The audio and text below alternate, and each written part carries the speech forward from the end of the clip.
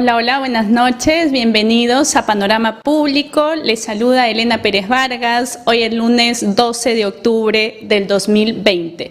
Estamos saliendo como siempre en directo a través de Onda Digital Perú y a través de la señal abierta en el 18.4 y en las plataformas digitales como son Facebook, YouTube, donde los invitamos a suscribirse para y marcar la campanita para estar atentos a la programación del canal.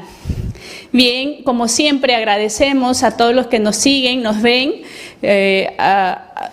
y muestran pues su interés por los temas que nosotros tratamos aquí en Panorama Público. Recuerden, estamos todos los lunes a las 9 de la noche. Hoy vamos a seguir con el análisis de nuestra seguridad, de la seguridad de nuestro Estado, que últimamente se está viendo muy mellada, no solamente porque nuestras autoridades, sobre pretexto de la pandemia y de esta emergencia que estamos atravesando, no se está haciendo o se está haciendo poco o nada al respecto. Y nosotros estamos hablando pues de sectores muy álgidos, sectores donde nuestra población se está viendo vulnerada en sus derechos, vulnerada también en su tránsito y también coactan la vida de muchas personas y de nuestras autoridades policiales o de nuestras autoridades de defensa, que es el ejército de nuestro país.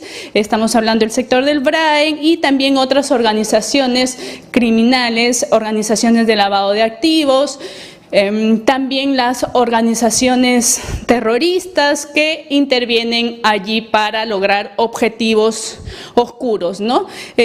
Tenemos como invitado al señor Luis Alberto Sánchez Cáceres. Él es el director de la ONG Huayna Cuna Perú, con quien vamos a hablar estos temas.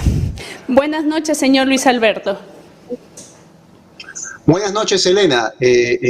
Muchas gracias a todos los amigos de Onda Digital por la invitación. Y bueno, sí, pasan varias cosas en el BRAEN con el tema del narcotráfico y el terrorismo, y también en el Perú con el tema de la minería ilegal, con el caso de NTR Metals.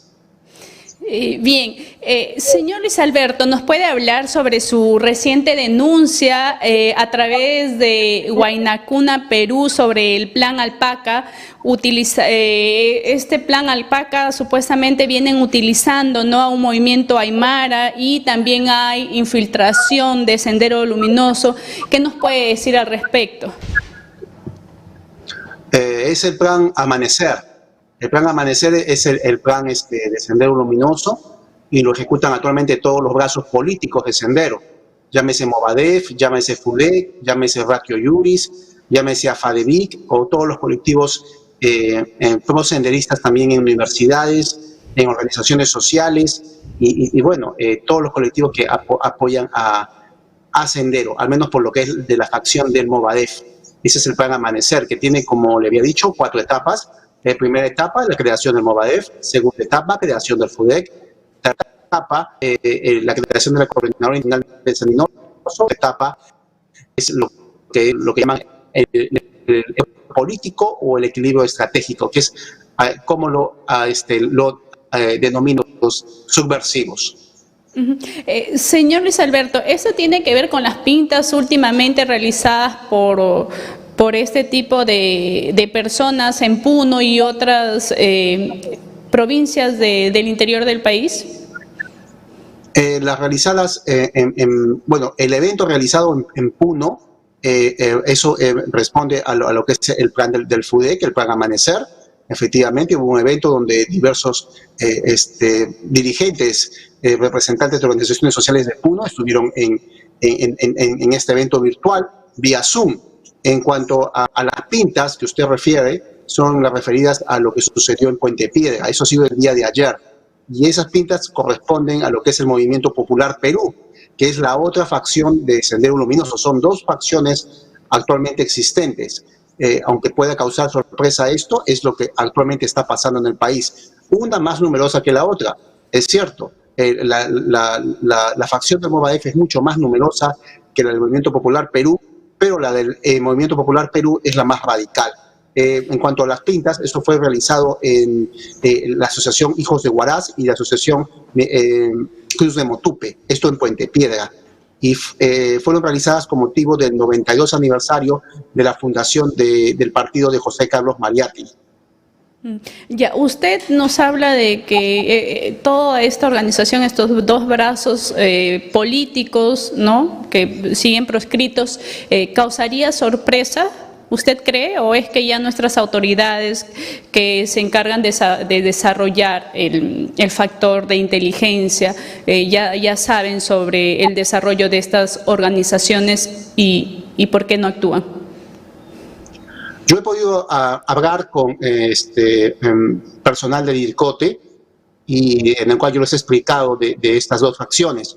Actualmente la policía y el Ministerio del Interior solamente tienen conocimiento de una facción, la que es la facción del Movadef-FUDEC. La del Movimiento Popular Perú les ha causado sorpresa, pero se han dado cuenta que esta facción realmente existe y explica muchas cosas, porque además también ha habido una facción de terroristas en lo que es Alto Guayaga, que estaba dirigida por Artemio. Y esta facción de Artemio era la que puedes parar en el interior del país, reivindicar el Sendero Luminoso y al Pensamiento Gonzalo. Mientras que la otra facción de los Quispe Palomino, bueno, que no es una facción, la facción terrorista en el plan de los Quispe Palomino, que está en contra del Sendero y está en contra de Daniel Guzmán Reynoso, pero no por ello dejan de ser terroristas.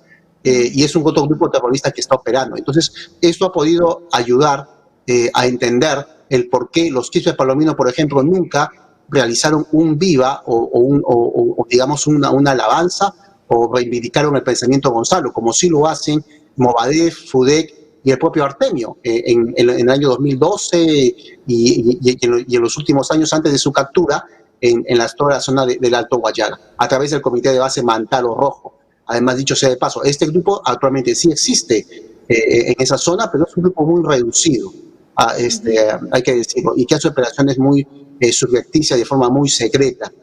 Lo que se tiene en cuenta hasta el momento es que este grupo estaría realizando labores de narcotráfico esencialmente, porque prácticamente ya no realiza acciones terroristas en sí, es decir, prácticamente ha mutado a ser un brazo del narco.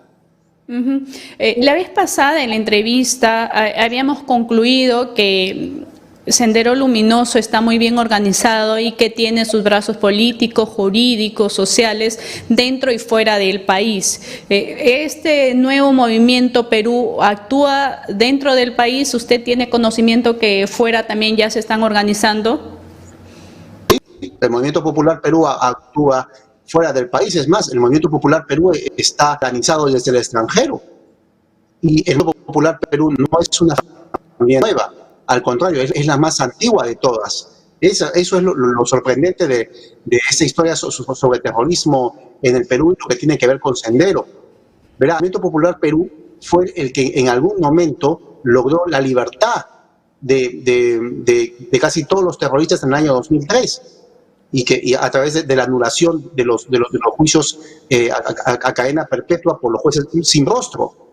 Entonces, el Movimiento Popular Perú no es un grupo tan nuevo. Y fue a raíz de que el Movimiento Popular Perú, que hubo una disputa interna con los terroristas, y a raíz de eso nace el Movadef. El Movadef y el FUDEC, mejor dicho, el Movadef dirigido por Alfredo Crespo y también por Elena Iparraguirre, porque realmente es la persona que estaría detrás de la creación de este grupo, que es el Movadef, junto obviamente con Abimael Guzmán Reynoso. Entonces, tenemos pues esta lógica sobre cómo opera el Movimiento Popular Perú. Y el Movimiento Popular Perú tiene una facción de colectivos y organizaciones terroristas, maoístas, que los apoyan a nivel internacional, que se hacen llamar Movimiento Comunista Internacional, que tiene distintas facciones en varios países de América Latina. Obviamente estos son micropartidos, colectivos, pero no por ello deja de ser menos importante y menos relevante el investigar sobre las actividades de esta coordinadora, que no son tampoco tan extensos en cuanto al número de integrantes como lo es la Coordinadora Internacional por la Libertad de los Presos Políticos de América Latina y el mundo, que es como el infausto nombre que le han puesto los terroristas del Movadef a su coordinadora internacional y a su brazo en el extranjero, y que pues tiene pues obviamente una mayor cantidad de colectivos, casi 50 colectivos en toda América Latina que operan pues a favor de Sendero, realizando propaganda a favor de ese terrorista y a favor de ese criminal en universidades, en eventos, en Argentina, en Chile, en Brasil, en el mismo México. Entonces tenemos pues ahí un problema, o en el mismo Bolivia. En Bolivia, donde hace poco también sacamos una denuncia, publicamos una denuncia acerca de las actividades a favor pues, del pensamiento Gonzalo y su relación con la Universidad San Andrés de Bolivia. Si esta organización no es nueva, como nos está usted comentando, y está tan bien organizada tanto al interior del país y fuera del país, cómo es que nuestras autoridades, la Policía Nacional, la DIRCOTE en este caso, no tenía conocimiento de su existencia. Es preocupante, ¿verdad? Obviamente, porque lo que sucede aquí es que ha habido, digamos, un error de inteligencia muy grave y un problema de enfoque. Han enfocado mal las cosas. Y esto se debe, o sea, esto tiene un solo origen, la Comisión de la Verdad y Reconciliación. A partir de ahí se ha hecho un pésimo enfoque de lo que fue Sendero Luminoso, de lo que fue el MRTA, nunca los han llamado grupos terroristas y no han buscado, digamos, explicar cómo funcionaban realmente. Pero muy al margen de eso, sí, el Movimiento Popular Perú fue el que empezó a operar a partir de la captura de Miguel Guzmán Reynoso. Hay terroristas muy antiguos ahí y responden a la facción de la camarada Nora. Hay que recordar que en Sendero habían dos facciones antes de la captura de Abimael, los comandados por Eleni Parraguirre, la actual esposa de Miguel Guzmán Reynoso, del terrorista y la otra era pues comandada por la ex esposa fallecida, que era Nora, y por los familiares de ella, que se fueron a refugiar en los países escandinavos. E incluso pues en esos sitios, en esos países, les otorgaron el papel de perseguidos políticos. Por increíble que parezca y sorprendente esta historia, es lo que realmente sucedió en la década de los 90, y todo esto desemboca en el año 2003, cuando, como le digo, pues forman un movimiento de control y poder popular que presenta más de 5.000 firmas ante el Tribunal Constitucional y logran finalmente anular las condenas a cadena perpetua emitidas por los jueces sin rostro. Y a raíz de eso, el Estado peruano tuvo que moverse rápidamente la justicia peruana, porque si no, Abimael Guzmán iba a salir libre. Pero gracias a esa operación, si bien Abimael no salió libre, ni tampoco la cúpula de Sendero, muchos terroristas sí reducieron sus condenas, otros salieron en libertad y otros están saliendo actualmente en libertad. Entonces, esa es una operación de ese grupo terrorista, del Movimiento Popular Perú, que en aquel momento, porque en el documento que presentan ante el Tribunal Constitucional figuraban, por ejemplo, Alfredo Crespo, al frente de este movimiento. O sea, no es nueva tampoco su presencia. Bueno, sí, sabemos que el señor o abogado Alfredo Crespo es un abogado conocido dentro de estas organizaciones, es más, ejerce la defensa, ¿no?, pública de justamente los líderes de estas organizaciones. Usted, a través de sus investigaciones, ha podido encontrar alguna relación con otras personalidades políticas conocidas, llámese en el Congreso, en cualquier otro nivel del Estado, que estén en actividad o no? Bueno, relación podría entenderse como simpatía o como militancia. O sea, claro, o en todo caso que apoyen, ¿no?, este tipo de movimientos, este tipo de ideologías. Bueno, hay varias denuncias en medios de prensa que se hicieron en años anteriores, mucho antes incluso de haberse fundado Huayna Puna Perú, en el cual pues se daba cuenta pues de las posiciones algo extrañas de varios partidos de izquierda sobre el tema de Sendero Luminoso. No los llamaban terroristas, solamente los llamaban radicales equivocados. Entonces esas cosas deben llamarnos la atención. Pero verá, Sendero Luminoso tiene además otra historia que por eso yo me remito a la CBR, porque no investigó y no explicó debidamente cómo funcionaba este grupo. Por ejemplo, después de la caída de Guzmán, se dijo que todos los terroristas se entregaron, y eso no fue así. Eso porque ellos mismos lo han narrado posteriormente. Hubo una facción muy grande de senderistas que nunca se entregaron las armas, pero no se entregaron a las autoridades. y hubo otro grupo que sí. Ese otro grupo, junto con las escuelas de Sendero, posteriormente se sumaron a la vida política, se sumaron a cargos en el Estado, se sumaron a cargos dentro del Magisterio Nacional, profesores como los miembros de CONAL y SUTE, y incluso por ahí pues hubo personajes que postularon incluso a algunos cargos en algunas alcaldías alejadas del país, es en lo que es principalmente en la zona centro del país. Entonces, todo este grupo pues, de senderistas, de gente con las manos manchadas de sangre, pues no fueron juzgadas nunca.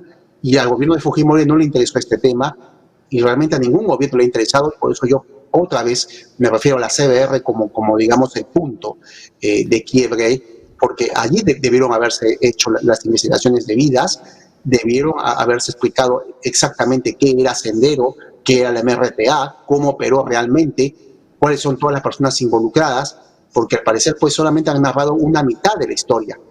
Y en base a esa mitad de la otra mitad de la historia, es por eso que ahora actualmente existen pues, grupos como Movadef, como FUDEC, o actualmente operan pequeños grupos como los brazos políticos del MRTA, el caso del Frente Democrático del Pueblo. En una anterior entrevista aquí había dicho que el peligro que eso significaba. Estamos prácticamente frente a una nueva historia del nacimiento de grupos terroristas y no se ha aprendido nada de la lección de los 80s y los 90s. Sí, pues la pregunta iba en ese sentido respecto, porque no solamente autoridades políticas, sino también tenemos a algunos, digamos, fiscales que representan al país en muchos casos importantes, que dan conferencias a nivel internacional o aquí dentro del país, que no se refieren pues a estas organizaciones terroristas como tal, ni tampoco recuerdan lo que el país sufrió gracias a este tipo de organizaciones y lo que toda la ciudadanía ha tenido que pasar, pues, no justamente por esas acciones. ¿A usted qué opinión le merece más allá de estos comentarios? ¿Es tal vez una forma de buscar una conciliación, una reconciliación, o es una forma de tal vez estar de acuerdo y tener más gente, digamos, o más seguidores a nuestro favor? Lo que sucede aquí es que todos aquellos que son militantes del comunismo, sea son marxistas, que pertenecen, sea con carnet o sin carnet, a esa ideología política, que profesan pues ideas radicales de izquierda, que pueden ser que sean leninistas, estalinistas o trotskistas, siempre van a justificar pues la lucha armada, o no le van a llamar a lo que hicieron los terroristas como lo que es. Nunca van a usar la palabra terrorista, sino simplemente camarada, gente equivocada, nada más. O sea, es decir, hay un problema ahí de enfoque ideológico, y por eso yo pienso que debería haber mayores filtros en el Poder Judicial, pero esos filtros también podrían fallar. ¿Y el por qué digo que podrían fallar? Porque después de la caída de Guzmán, muchos integrantes de Sendero Luminoso, de lo que eran las escuelas juveniles de Sendero, nunca entregaron las armas porque por lógica estaban en formación aún, estaban adoctrinados con el pensamiento Gonzalo, nunca se entregaron a las autoridades, nunca purgaron cargos, pero esos jóvenes terminaron su universidad y luego se reintegraron, entre comillas, a la vida nacional, a la vida social.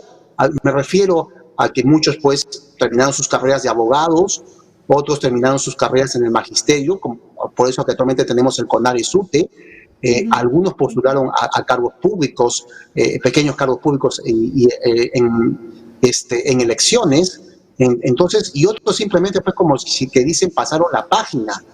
Entonces, en ese sentido, dentro, por ejemplo, de lo que es el magisterio del Poder Judicial, es un poco difícil rastrear la cantidad total de integrantes de Sendero que pudieron haber ocupado o que ocupan o ocuparon cargos de alguna importancia. Por eso incluso se puede hablar de una infiltración, incluso dentro del propio Poder Judicial. Entonces, tenemos un problema grande. Como lo he dicho, aquí toda la raíz de todo esto es el pésimo enfoque que tuvo la CBR. Porque además hay que recordar algo. Cuando los terroristas se entregan en el año 1993 a los llamados paz del gobierno de Fujimori, de la dictadura, lo que sucede es que los terroristas nunca delataron a sus camaradas. Esa es la realidad. O sea, nunca fueron y dijeron, ¿sabes qué? Este es el nombre de tal persona, estos son los miembros de las escuelas de Sendero, estos fueron los que no se entregaron. Nunca hicieron eso. Y que pues tampoco pues el gobierno de Fujimori no se encargó tampoco de perseguir a estas personas para que pagaran por sus penas. Y eso tampoco ha sucedido pues durante el gobierno de Toledo, ni en el gobierno de García, ni en el gobierno de Antumala, ni en el actual gobierno. Es por eso que tenemos un gravísimo problema ahí de infiltración, lo que yo digo, una infiltración en el Poder Judicial, una infiltración ideológica, tal vez de miembros de las escuelas de Sendero Luminoso, que en algún momento pertenecieron, o apoyaron o ayudaron a este grupo terrorista y que han quedado con total impunidad ante la historia, gracias a la inercia del Estado peruano y a la poca investigación que ha habido del tema. Tal usted como me decía, pues lo del Movimiento Popular Perú, que fuentes de la policía no se enteraban todavía qué era el Movimiento Popular Perú, aún habiendo mucha información en el extranjero sobre sus actividades y sobre lo que ellos realizaban. Entonces tenemos un problema de enfoque en el país, que yo pienso que así como hay grupos de izquierda que piden una posverdad sobre el tema de la década de los 80 y del terrorismo, también deberían existir otras publicaciones que empiezan a explicar los problemas de la CBR y qué pasó realmente. Porque acá hay una historia que no se ha contado y que no solamente tiene que ver con el tema del terrorismo, Elena, también tiene que ver con el tema del narcotráfico. Y esa es otra historia que el Perú debería saber. O, por ejemplo, con la actual historia, actualmente lo que está sucediendo con la minería ilegal, el cártel del oro, NTR de Metals, que es el otro Odebrecht que tenemos. Sí, justamente entonces, de esos temas vamos a seguir hablando después de la pausa. Vamos a hacer una pausa y regresamos.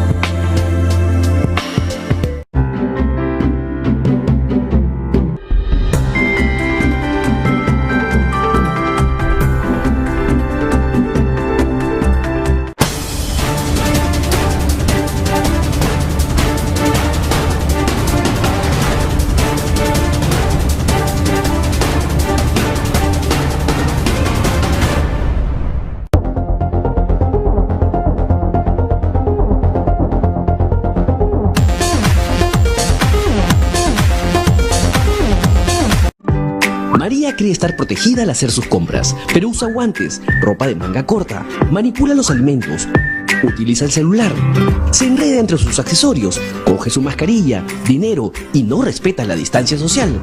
María podría contraer coronavirus. Mejor veamos cómo debe cuidarse. Ahora María utiliza prendas de manga larga, evita guantes y accesorios. No toca su rostro, ni manipula los alimentos, usa papel para su lista y no usa celular. Respeta el metro de distancia, paga con tarjeta y desinfecta sus manos. María se protege del coronavirus.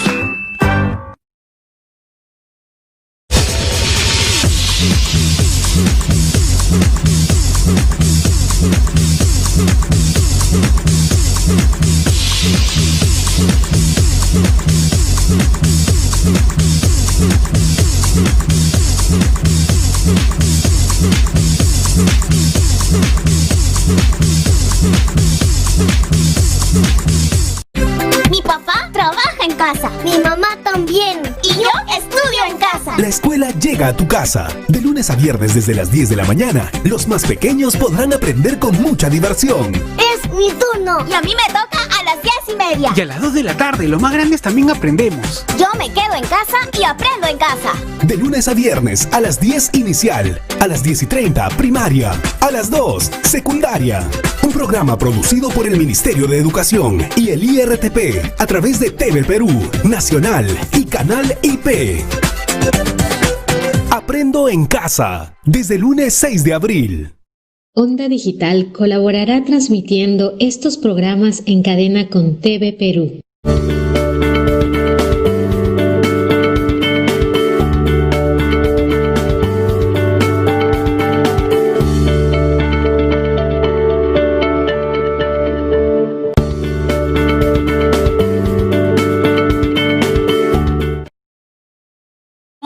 aquí en Panorama Público. Recordarles que estamos todos los lunes a las 9 de la noche. No olviden suscribirse y marcar la campanita en las plataformas digitales como es Facebook y YouTube, para estar atentos a la programación del canal. Recordarles que también estamos ahora conversando y analizando los temas de seguridad muy importantes y sobre todo de urgencia nacional con el señor Luis Alberto Sánchez Cáceres. Él es director de la ONG Guaynacuna. Seguimos. Señor Luis Alberto, sí, en el segmento anterior usted nos había alertado sobre NTR Metals, ¿no? ¿Nos podría decir quiénes son, a qué se dedican y cómo están operando aquí en el país? Bueno, sí. NTR Metals es un caso que estalló en Estados Unidos, porque la justicia norteamericana, la Corte Federal de la Florida, del estado de Florida, investigó sobre el tema y llegó a la conclusión de que oro ilegal llegaba hacia los Estados Unidos, pero que además de todo esto, que además que el oro ilegal era producto del tráfico de este mineral, también este dinero servía para lavar dinero de narcotráfico y dinero de otras organizaciones internacionales en Madre de Dios. Entonces es a raíz de este caso que recién el Estado peruano ha mostrado alguna preocupación al principio, porque actualmente pues el caso ha quedado en nada, pero que se espera que cuando se abra este caso llegue a ser pues un caso emblemático en la justicia peruana, porque NTR Metals es el otro Odebrecht del Perú y tiene que ver con muchas cosas. Tiene que ver con la minería ilegal, tiene que ver con los clanes que se dedican a la minería ilegal, tiene que ver con el dinero del narcotráfico de los Quispe Palomino, tiene que ver con el dinero de los clanes, perdón, de los cárteles de México y de Colombia, tiene que ver con dinero incluso de organizaciones terroristas desde el extranjero. Entonces tiene que ver con muchas cosas. Lo que estoy diciendo es que en la zona en la cual de Madre de Dios, en la cual se extrae todo este mineral de forma ilegal, además de extraer el mineral, también se lava dinero de organizaciones del extranjero, dinero ilegal, dinero del narco, dinero de operaciones prohibidas y operaciones delictivas. Entonces tenemos un problema muy grave en el cual lamentablemente el Estado peruano se tiene que enterar por medio de la justicia norteamericana, al igual que en el caso Odebrecht, porque por el caso Odebrecht el Estado peruano se enteró de esto por la justicia norteamericana. Si no, nunca hubiéramos sabido que había más de 4 presidentes pues involucrados en coimas y en sobornos. Nunca hubiéramos sabido que financiaron sus campañas para poder posteriormente obtener réditos y poder obtener ganancias. Bueno, al igual que ese caso de Odebrecht, el caso de NTR Metals es exactamente, no lo mismo, pero sí similar. Es similarmente y es exactamente también así de escandaloso. Eso es el caso de NTR Metals. Sí, resulta sorprendente porque justo, ¿qué está pasando, no? O sea, ya tenemos ahora un símil del caso Odebrecht acá en el país, sin embargo, que operan en otras áreas, ¿no? Que tenemos lavado de activos, oro ilegal, organizaciones criminales y etc. Como organizaciones tan grandes, a mí me llama mucho la atención que nuestro sistema de seguridad y defensa no logren rastrear y dar con ellos a tiempo, sino que sea la justicia o la seguridad de otros países como es Estados Unidos que nos alerte de su existencia, porque sí, pues justamente hace unos días sería el operador de esa organización aquí en el Perú, estaba dando sus descargos en el caso que se le está siguiendo en Estados Unidos. O sea, eso resulta bastante preocupante. ¿Usted nos puede profundizar al respecto y cómo es que ellos logran infiltrarse acá en el país con todas estas organizaciones delincuenciales, ¿no? Y negativas, y nadie se ha dado cuenta hasta ahora? Hasta que sale, bueno, ¿no?, el escándalo, hasta que otros países nos alertan.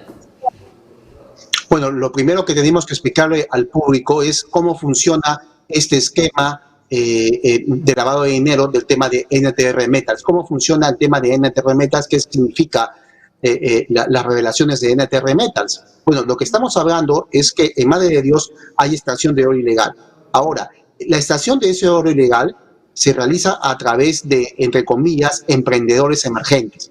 Es decir, de personas que no se sabe de dónde, pero obtienen pues dinero para comprar maquinarias, porque esas maquinarias son costosas, y para poder extraer el oro de forma ilegal, y luego ese oro es comprado a su vez por otras pequeñas empresas de la compra de este mineral. Luego estas empresas a su vez lo venden a empresas mucho más grandes, y a su vez estas empresas también lo venden a otras empresas, me refiero al oro, y posteriormente este oro se exporta ya hacia los Estados Unidos, donde Estados Unidos hay una amplia demanda del tema de oro, porque hay una fabricación de diversos objetos a los cuales los norteamericanos pues les agrada bastante, o sea, tiene mucha salida.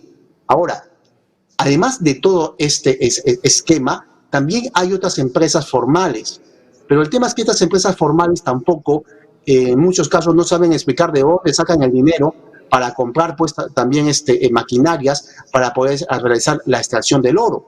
Entonces, frente a lo que estamos es ante testaferros, es decir, tanto gente de los Quispe Palomino, tanto gente de cualquier organización extranjera de grupos terroristas, tanto cárteles de narcotráfico financian a emprendedores emergentes para que puedan extraer parte del oro ilegal. También financian para la creación de empresas pantalla, que son las que compran este oro ilegal, y también financian otras empresas pantalla, que son las que compran a su vez este oro. O sea, es toda una cadena, ¿entendiendo? Y a través de esa forma logran lavar el dinero, es decir, venden el oro y producto de eso obtienen el dinero y ya logran lavar el dinero del narco.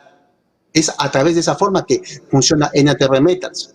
Y por eso que la justicia norteamericana, que ha hecho una extraordinaria investigación sobre el caso, ha llegado a esa conclusión que inclusive este dinero sirve en parte para la financiación de los terroristas del Brain. Pero no solamente el tema y el ojo de la tormenta está sobre los terroristas del Brain, también estaría sobre otras organizaciones del extranjero. Hay una fuerte sospecha sobre el tema de Hezbollah y otros grupos terroristas que estarían lavando el dinero de organizaciones a través del narcotráfico o de otras operaciones criminales, y lavan el dinero a través de este mecanismo. Y además también hay organizaciones delincuenciales bajo sospecha. Hay el Comando Bermelo Rojo, por ejemplo, hay una fuerte sospecha que también estaría involucrado en este negocio ilícito. Los clanes también, los cárteles de Colombia y en México también, algunos cárteles estarían involucrados en el tema. Entonces tenemos pues en buen cristiano, es una lavandería para lavar dinero ilícito. Para eso funciona la minería ilegal. Quiero decirte que también haya personas que, bueno, pues han podido invertir su dinero para poder sacar este oro ilegal y poder también venderlo a otras empresas y que este dinero vaya posteriormente a Estados Unidos y luego vuelva. O sea, digamos que en toda la historia hay tanto testaferros como también algunos peruanos que obviamente pues se dedican a estas labores, a unos microempresarios o algunos empresarios que se dedican a estas labores. Ya, sí, claro. Sí, pues seguramente la selva de nuestro país y la geografía de nuestro estado es muy propicia para que estas organizaciones lleguen y aprovechen de esto. También tiene que ver, imaginamos nosotros, el tema de la necesidad de esas localidades en las que ellos van y se infiltran, y también usan pues la necesidad de las personas en ese contexto. Usted, de acuerdo a todas sus investigaciones, ¿por qué los países de Latinoamérica son tan propensos a caer en este tipo de mafias? Bueno, porque hay, obviamente, por el tema de la corrupción, porque no tenemos instituciones fortalecidas, porque no se respetan los cánones democráticos en los países, por por tener estados burocráticos, porque obviamente aquí pues están fallando los filtros. Falla obviamente la SUNAT, falla inteligencia, falla el ejército, fallan obviamente pues instituciones que deberían estar controlando esta cosa, como pasó con Odebrecht. En Odebrecht todo el mundo falló, o bien, entre comillas, fallaron a propósito. Bueno, pues esperemos que estas cosas no sucedan con NTR Metals. Ahora, NTR Metals es una empresa norteamericana que compraba el oro de forma ilegal. Por eso se llama el caso de NTR Metals, y el tráfico ilegal solamente por NTR Metals asciende a $3.500 millones. ¿Acaso? Pero no es la única empresa que trabaja bajo esta modalidad. Ese es otro tema que la justicia norteamericana está investigando, pero sí, era una de las grandes empresas del oro que traía oro peruano supuestamente legal, pero que los norteamericanos han descubierto, la justicia norteamericana me refiero, que es oro ilegal, ¿no? Ahora, en cuanto a la falla que usted me refiere, a la falla sistémica, al menos en lo que es el Perú y también en varios países de la región, porque el tema de la minería ilegal no solamente es un problema peruano, es un problema también de Colombia. En Colombia, por ejemplo, las FARC también estaban involucradas con el tráfico ilegal del oro y de otros metales. Cobraban incluso cupos a los microempresarios, entre comillas, que se dedicaban a hacer estas operaciones. El problema también está en Brasil. Exacto, también el problema está en el Brasil también, en algunos lugares también de México. O sea, el tema de la minería ilegal está en varios países de la región, pero en el Perú, al parecer, muchas organizaciones criminales han encontrado la forma de convertir a algunas zonas del país en sus lavanderías. Mejor dicho, convertir el tráfico ilegal del oro en el Perú en la lavandería del dinero del narcotráfico, de grupos terroristas y de otras organizaciones criminales. Ese es el problema que tenemos en el Perú, y lo más grave es que al parecer en el Perú, pues acá las autoridades no se enteran. Tienen que esperar, al igual que te había dicho Elena al principio de la entrevista, tienen que esperar pues que, al igual que en el caso Odebrecht, la justicia pues norteamericana actúe, investigue y diga, pues, ¿sabes qué, señores del Perú? Investiguen este caso porque aquí hemos encontrado algo ilícito. Claro.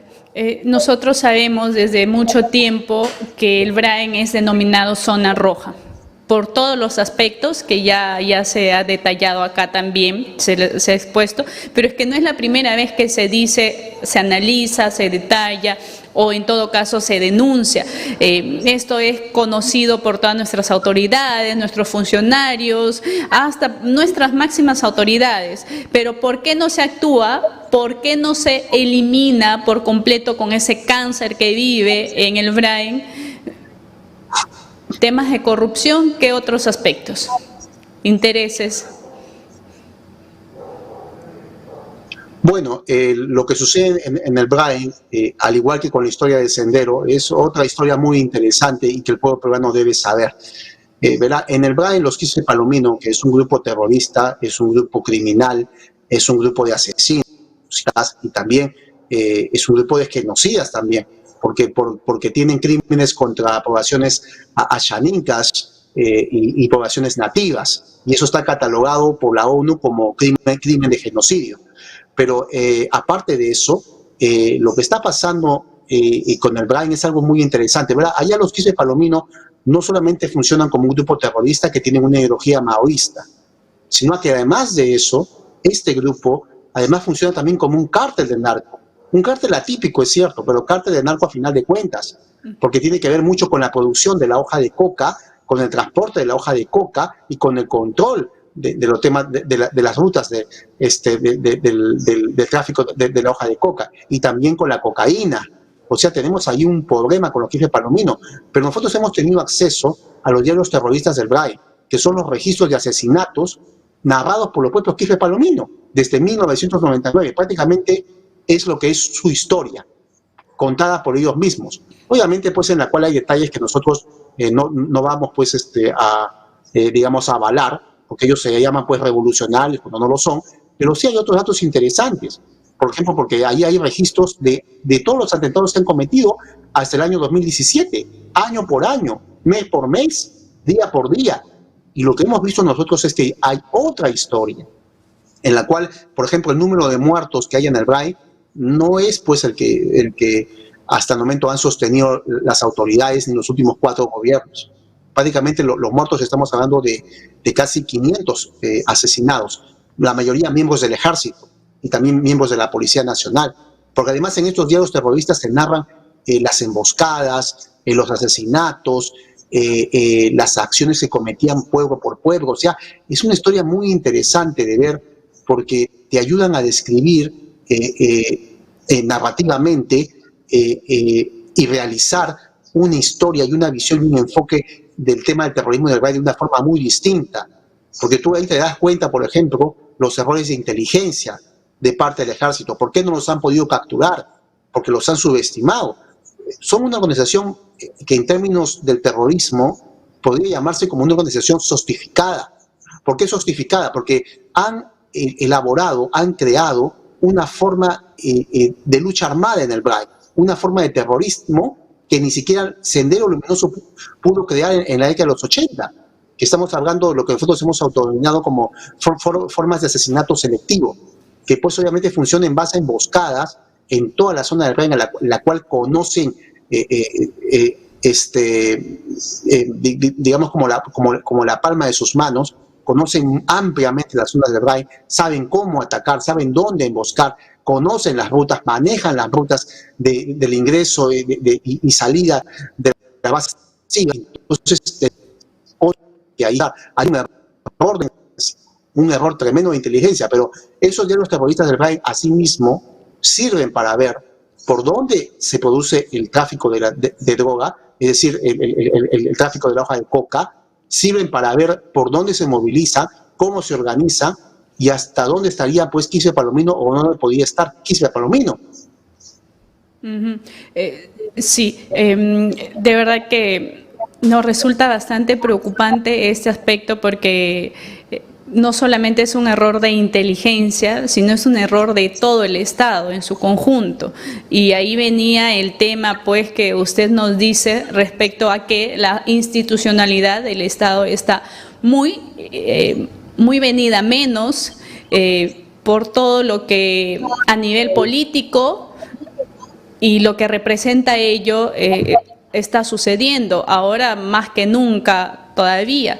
Entonces, cuando no encontramos un norte, una dirección, un liderazgo que plasme estas políticas y se le haga frente como corresponde a todas estas organizaciones oscuras, estas organizaciones prescritas, ¿no? Organizaciones ilegales, no vamos a en ningún momento acabar con ellas. Al contrario, estas se ven fortalecidas por muchos aspectos, el desarrollo de la tecnología, la inactividad del Estado, entonces ellos se fortalecen y el Estado sigue quedándose años luz y ya ellas pues nos ganan esta guerra.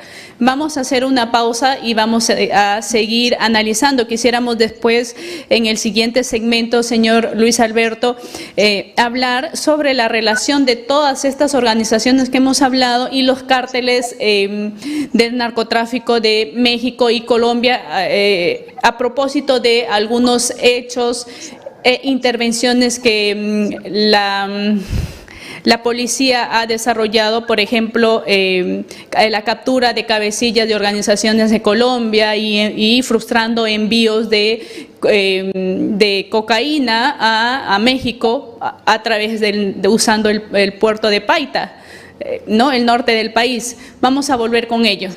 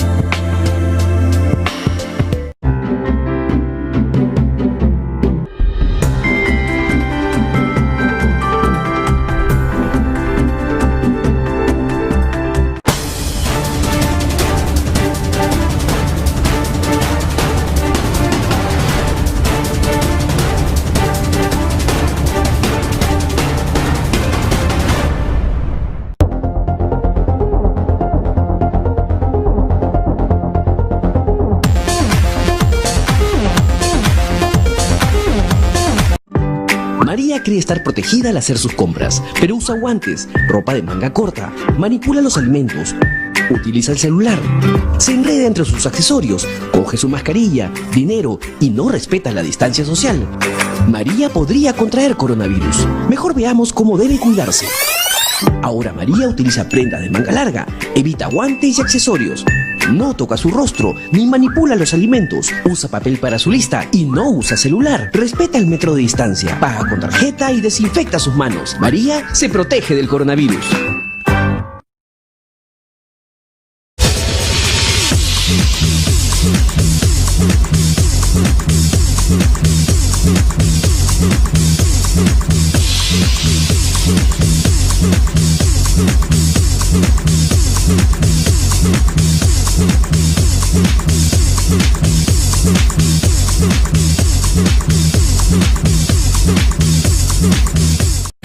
Mi papá trabaja en casa. Mi mamá también. Y yo estudio en casa. La escuela llega a tu casa. De lunes a viernes desde las 10 de la mañana, los más pequeños podrán aprender con mucha diversión. Es mi turno. Y a mí me toca a las 10:30. Y a las 2 de la tarde, los más grandes también aprendemos. Yo me quedo en casa y aprendo en casa.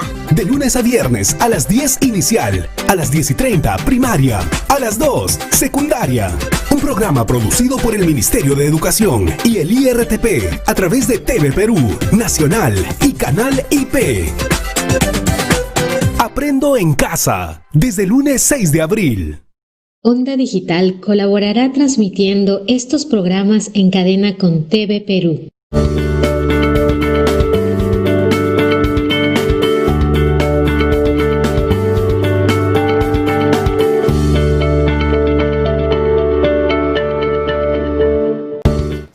Seguimos en Panorama Público. Señor Luis Alberto Sánchez, habíamos ido a la pausa y le habíamos consultado respecto a las organizaciones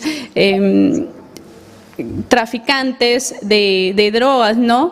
Que están operando acá en el país, vienen de Colombia, de México. Hace unos días la policía había frustrado el envío de más de 100 kilogramos de cocaína que iba a salir por el puerto de Paita hacia México. Era una organización dirigida por un colombiano y también por un abogado, un ingeniero de acá del país. Ese caso es el caso denominado Ramal. ¿Qué conexión tienen con lo que nosotros ya veníamos analizando aquí en el programa? Bueno, en el ramal, digamos que es una de las tantas rutas del narcotráfico pues, que existen en el país. En Montisiano, para que lo entienda la gente, en el Perú, o mejor dicho, las fronteras de Perú son una coladera para el narcotráfico. Y el envío de drogas de diversas modalidades, de distintos modos, y por diversas zonas del país, posiblemente por la parte del norte del país, en lo que es Trujillo, lo que es Ancash, donde hay zonas de bastante violencia, porque verá, una de las formas de darse cuenta por dónde camina el narcotráfico en el país es a través de las zonas de violencia. En las zonas donde hay grandes tasas o altas tasas de delincuencia, por ahí es donde camina el narcotráfico. Es una forma de darse cuenta por qué zonas está yendo el narcotráfico, porque el narcotráfico es como una bestia sangrienta, por donde camina deja un rastro. Es así como sucedió en México, como sucedió en Colombia. A través de eso podemos darnos cuenta por dónde camina el narco. Y si tú te das a la zona norte del país, a lo que es Trujillo, a lo que es Chimbote, a lo que es Ancash, encuentras pues una delincuencia que hace mucho tiempo no se veía. Eso es producto del narco. Si te vas a la zona acá en el Callao, en la Sevilla Callao, te vas a dar cuenta, pues, la tremenda ola de delincuencia que existe ahí. Bueno, pues, por esas partes, por esos lugares, es por donde camina el narcotráfico. Y estas organizaciones criminales, estos cárteles de Colombia y de México, tienen muchas formas de operar. No solamente operan a través de lo que es, pues, la minería ilegal, también tienen otras formas de operar. Es decir, sacan el dinero, sacan la droga del Perú, la venden en el extranjero, y posteriormente ese dinero lo lavan a través de la minería ilegal. Así funciona este esquema. Digamos que es tipo un círculo vicioso, que primero es narcotráfico, luego minería ilegal y luego lavado de activos. Exacto, pero ojo, no es la única forma, el tema de la minería ilegal, a través que ellos pueden lavar, digamos, el dinero del narcotráfico, por si acaso. Es una de las principales, es cierto, pero no es la única. Al parecer tenemos pues otras historias todavía por cubrir. Parece que en el Perú existe otro Perú que tiene que ver mucho con el narco y que narra cómo el narcotráfico saca la droga del Perú y que asimismo lava el dinero de ese negocio ilícito también en el Perú, a través de la minería ilegal y a través de otros mecanismos. Es en ese sentido, por eso que yo sostengo que tendría que haber una reforma en los servicios de inteligencia del país, tanto del ilícito, porque estas cosas pues no pueden suceder, pues, definitivamente no pueden suceder. El extranjero lo ve muy mal. Y no hablo de las personas, no hablo solamente de los políticos, yo hablo de los servicios de inteligencia del extranjero. Miran muy mal la forma como el Perú, el Estado, el gobierno, maneja el tema del narco. Por no decir que responsabilizan al Estado peruano y a los servicios de inteligencia de las grandes cantidades de droga que sale de aquí del Perú hacia el extranjero. Por ejemplo, en el caso de Estados Unidos, o en el caso de España, en el caso de Francia y en el caso de Alemania. Efectivamente, estamos ya en un proceso electoral para el 2021. ¿Qué cree usted que estas veintitantas organizaciones políticas que van a presentar de todas maneras a los comicios electorales, qué políticas o qué propuestas deberían presentar frente a estas necesidades urgentes que tenemos? Y sobre todo porque está llamando mucho la atención en el ámbito de seguridad y cómo se está trabajando en ello. Bueno, yo pienso que en los planes de gobierno de los candidatos tendría que estar contemplado el tema de una reforma de los servicios de inteligencia del país. Es urgente y necesaria, no solamente por ese tema de la minería ilegal, no solamente por el tema del narcotráfico, no solamente por el tema del lavado de dinero del narcotráfico en el Perú, sino también por el tema de una posible lucha armada, o mejor dicho, una lucha armada que está en camino, de grupos terroristas como Sendero. Entonces tenemos que tener en cuenta eso y tenemos que tener cuidado con eso. Entonces yo espero que los candidatos realmente tomen conciencia de esto y que, bueno, pues puedan hacer reformas en un eventual gobierno de cualquiera de los que gane, en el Estado peruano, en el gobierno, en el ejército y la policía. Pero con toda sinceridad, yo lo que estoy viendo, al menos lo que vi por la campaña pasada, es que había una falta de enfoque, un enfoque equivocado de los problemas del Perú en cuanto al narcotráfico y terrorismo. Es decir, aquí tenemos han aceptado una historia que no es del todo cierta, que no es del todo verosímil, de cómo se opera realmente en el Perú, cómo operan los cárteles del narco en el Perú. Al parecer aquí no se dan cuenta, yo espero que no pase esto con estos nuevos candidatos a la presidencia que va a haber, no se dan cuenta pues que parte de uno, o mejor dicho, uno de los brazos del imperio de la droga en el mundo es el Perú. Y es el Perú no porque sus ciudadanos estén involucrados en sí en esto, no porque el Estado esté involucrado, sino que es parte de esto por los negocios que hacen esos cárteles en el Perú, por la producción, por el tema de la hoja de coca, la producción de la hoja de coca, por el lavado del dinero del narcotráfico, por los laboratorios de cocaína que existen, que manejan algunos clanes en el Alto Guayaga. Entonces tenemos por esa parte que yo pienso hacer una reforma en los servicios de inteligencia del país. Obviamente también la reforma pasa por el Ministerio de Interior, el Ministerio de Defensa, también pasa por el Ministerio de Justicia, y tenemos que diseñar un mecanismo que permita efectivamente poder combatir a estas organizaciones delincuenciales, porque lo peor que podría pasarle al Perú es terminar como Colombia o México, o terminar con una nueva lucha armada, que al parecer, como habíamos dicho en una entrevista anterior, el tema de la pandemia va a servir como caldo de cultivo. El tema del desempleo, la alta tasa de desempleo que se viene el próximo año, todo eso va a servir como caldo de cultivo para los grupos terroristas. Entonces, tenemos que tener mucho cuidado con esos dos temas, terrorismo y narcotráfico, porque lo que yo veo es que acá en el Perú, el gobierno tiene que enterarse de cosas por investigaciones de la justicia norteamericana. Claro que sí, y fortalecer además esas políticas, políticas internas con políticas externas, porque nosotros hemos visto y hemos seguido a través de su ONG también las diferentes denuncias que usted hacía y sigue haciendo respecto a la repatriación de nuestros compatriotas por el tema de del COVID-19, que se habían quedado, pues, digamos, varados en algunos países, y la Cancillería peruana y en todo caso el Estado peruano no era lo suficientemente ágil, proactivo, para que nuestros compatriotas puedan venir acá al país. Entonces eran ciertas decisiones políticas que se tenían que tomar en buena cuenta de forma oportuna, ¿no? Y bueno, eso no se ha dado. ¿Qué otras cosas también deberían de atenderse sobre el Estado peruano y que se debería de proponer con esos nuevos candidatos, ¿no? Para las elecciones del 2021? Bueno, sí, esperemos que algunas cuestiones dentro de la Cancillería se resuelvan. Yo, como usted lo dijo, en el tema de los varados, nosotros hemos defendido numerosos casos entre la Comisión de Relaciones Exteriores del Congreso, de personas que tenían que volver del extranjero, que estaban varados por el tema de la pandemia. Y bueno, en algunos casos sí se ha llegado a un buen final, pero en muchos casos obviamente eso no sucedió así. Los peruanos varados en países como Estados Unidos, México, Colombia, en España, en países de Europa, en Chile, tuvieron pues que pagar sus propios pasajes, lo cual yo considero algo como inaceptable, porque obviamente los pasajes estaban sobrevaluados, estaban a un precio muy alto. Yo pienso que esa no debía terminar todo esto así.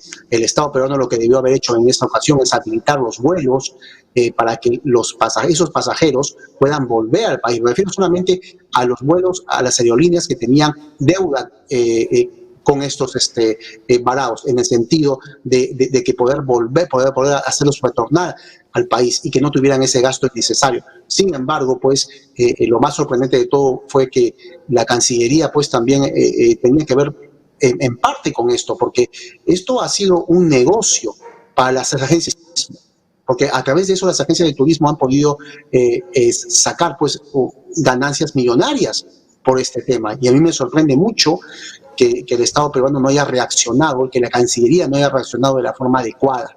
Es decir, debió asistir a estos peruanos para que pudieran volver al país sin tener que gastar un solo centavo, porque no es que ellos hayan querido estar varados en el extranjero, sino que lamentablemente la pandemia los obligó a estar en el extranjero y han tenido que hacer muchos gastos allá, y el Estado peruano no los apoyó de la forma adecuada.